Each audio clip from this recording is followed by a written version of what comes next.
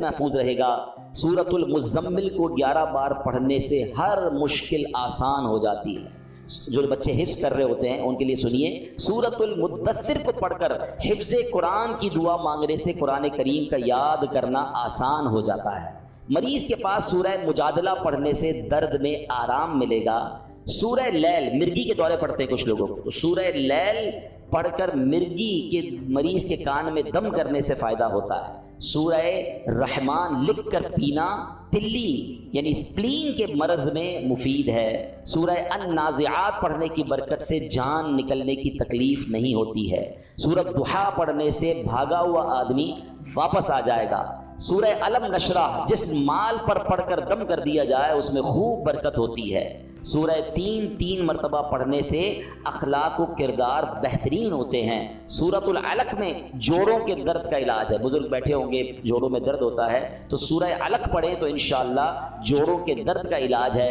جو کوئی صبح و شام سورہ قدر انا انزلناہ فی لیلۃ القدر پڑھے، اللہ کریم اس کی عزت بڑھا دے گا۔ برس اور یرقان یہ بھی بڑے مرض ہیں، فرمایا سورہ بینہ برس اور یرقان کا اس میں علاج ہے۔ جس آدمی یا جانور کو نظر لگی ہو اس پر سورہ عادیات کا دم کر دیں، یہ بڑا مفید ہے۔ سورہ قارعہ پڑھنے سے بلاؤں سے حفاظت رہتی ہے۔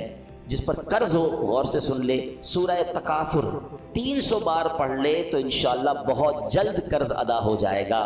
سورہ عصر پڑھنے سے غم دور ہوتا ہے۔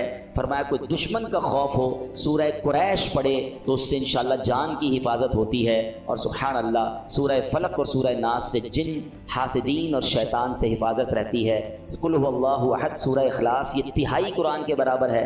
کوئی 3 بار سورہ اخلاص پڑھ لے اسے پورے قرآن پڑھنے کا ثواب ملتا ہے۔